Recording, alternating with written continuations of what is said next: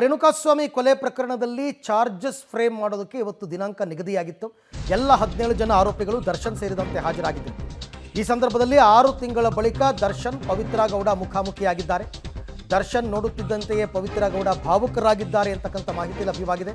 ಈ ಸಂದರ್ಭದಲ್ಲಿ ಪವಿತ್ರ ಬೆನ್ನು ತಟ್ಟಿ ಸಮಾಧಾನ ಪಡಿಸಿದ್ದಾರೆ ದರ್ಶನ್ ಅಂತ ಕೂಡ ಕೋರ್ಟ್ ಗೊತ್ತಾಗಿದೆ.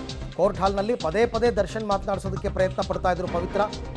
ಒಂದು ಸಾರ್ತಿ ಸಮಾಧಾನ ಮಾಡಿಬಿಟ್ಟು ದರ್ಶನ್ ಸುಮ್ಮನಾದರು. ಫೆಬ್ರವರಿ 25ಕ್ಕೆ ವಿಚಾರಣೆಯನ್ನು ಮುಂದೂಡಿದೆ ಕೋರ್ಟ್.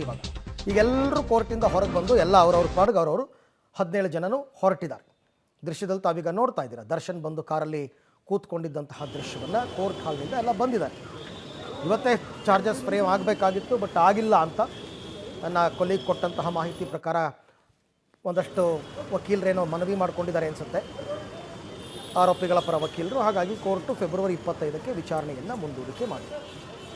ಈಗೆಲ್ಲರೂ ಕೂಡ ಬೇಲ್ ಮೇಲೆ ಇರೋದ್ರಿಂದ ಮತ್ತೆ ಯಾರು ಜೈಲಿಗೆ ಹೋಗುವಂತಹ ಅನಿವಾರ್ಯತೆ ಇಲ್ಲ, ಅವಶ್ಯಕತೆ ಇಲ್ಲ. ಎಲ್ಲರೂ ಅವ್ರವ್ರ ಪಾಡಿಗೆ ಅವರು ಅಲ್ಲಿಂದ ಹೊರಡಬಹುದು ಅಂತಕ್ಕಂಥದ್ದು. ಹಾಗಾಗಿ ಅವರೆಲ್ಲ ಈಗ ಅಲ್ಲಿಂದ ಹೊರಟಿದ್ದಾರೆ. ಬಟ್ ವಿಶೇಷ ಏನಂದರೆ ಪವಿತ್ರ ಮತ್ತು ದರ್ಶನ್ ಇಬ್ಬರು ಕೂಡ ಕೋರ್ಟಲ್ಲಿ ಮುಖಾಮುಖಿ ಆಗಿದ್ದಾರೆ. ಪದೇ ಪದೇ ಪದೇ ಪದೇ ಮಾತನಾಡಿಸೋ ಪ್ರಯತ್ನವನ್ನು ಪವಿತ್ರ ಅವರು ಮಾಡಿದ್ದಾರೆ. ಬಟ್ ಅದಕ್ಕೆ ದರ್ಶನ್ ಅವರು ಹೆಚ್ಚು ರಿಯಾಕ್ಟ್ ಮಾಡಿಲ್ಲ ಅಂತ ಒಂದು ಸರ್ತಿ ಏನೋ ಸಮಾಧಾನ ಮಾಡಿಬಿಟ್ಟು ಸುಮ್ಮನಾದರು. ಆಮೇಲೆ ಎಲ್ಲ ಒಟ್ಟಿಗೆ ಹೊರಗೆ ಬಂದಿದ್ದಾರೆ. ಬಂದು ಅವ್ರ ಪಾಡಿಗೆ ಅವರು ಅವ್ರವ್ರ ಕಾರಲ್ಲಿ ಅವರವರು ಹೊರಟಿದ್ದಾರೆ. ಎಲ್ಲರ ಪರ ವಕೀಲರು ಕೂಡ ಇವತ್ತು ಹಾಜರಾಗಿದ್ದರು.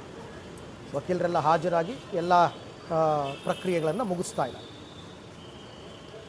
ಈ ವಿಚಾರಕ್ಕೆ ಸಂಬಂಧಪಟ್ಟಂತೆ ಮತ್ತಷ್ಟು ಮಾಹಿತಿ ನನ್ನ ಕೊಲೀಗ್ ಮುರಳೀಧರ್ ಅವರಿಂದ ಪಡ್ಕೊಳ್ಳೋಣ. ಮುರಳಿ, ಇವತ್ತು 6 ತಿಂಗಳ ಬಳಿಕ ಪವಿತ್ರ ಮತ್ತು ದರ್ಶನ್ ಮುಖಾಮುಖಿಯಾದ ಈ ಭೇಟಿಯಾದ ಸಂದರ್ಭದಲ್ಲಿ ಏನು ನಡೀತು, ಏನೇನಾಯ್ತು ಇವತ್ತು? ಅರವಿಂದ್, ಏನಂದ್ರೆ ಇವತ್ತು ಕೋರ್ಟ್ಗೆ ಹಾಜರಾಗಿದ್ರು. ಎಲ್ಲ 17 ಜನ ಆರೋಪಿಗಳು ಕೂಡ ಕೋರ್ಟ್ಗೆ ಹಾಜರಾಗಿರುವಂತದ್ದು. ಹಾಜರಾದ ಸಂದರ್ಭದಲ್ಲಿ ಸಾಮಾನ್ಯವಾಗಿ ಇವತ್ತು ಚಾರ್ಜ್ ಫ್ರೇಮನ್ನ ಮಾಡಬೇಕು. ಯಾಕಂದ್ರೆ ಕೊಲೆ ಪ್ರಕರಣದಲ್ಲಿ ಜಾಮೀನನ್ನ ಪಡ್ಕೊಂಡ ಬಳಿಕ ಸೆಷನ್ಸ್ ಕೋರ್ಟ್ ನಲ್ಲಿ ಚಾರ್ಜ್ ಫ್ರೇಮನ್ನ ಮಾಡುವಂತ ಪ್ರಕ್ರಿಯೆಗಳೇನಿತ್ತು ಆ ಪ್ರಕ್ರಿಯೆಗಳಿಗೆ ಇವತ್ತು ಎಲ್ಲ 17 ಆರೋಪಿಗಳು ಹಾಜರಾಗಿದ್ರು. ಆ ಸಂದರ್ಭದಲ್ಲಿ ದರ್ಶನ್ ಮತ್ತು ಪವಿತ್ರ ಕೂಡ ಕಳೆದ 6 ತಿಂಗಳಿಂದನೂ ಕೂಡ ಯಾರು ಕೂಡ ಮುಖಾಮುಖಿ ಆಗಿರ್ಲಿಲ್ಲ. ಮುಖಾಮುಖಿ ಆಗಿಲ್ಲದ ಹಿನ್ನೆಲೆಯಲ್ಲಿ ಪವಿತ್ರ ಕೂಡ ಸರಿಸುಮಾರು 10:30ಕ್ಕೆ ಕೋರ್ಟ್ನ ಆವರಣಕ್ಕೆ ಬಂದಿದ್ರು. ಆವರಣಕ್ಕೆ ಬಂದು ಕಾದುಕೊಳ್ತಿದ್ರು.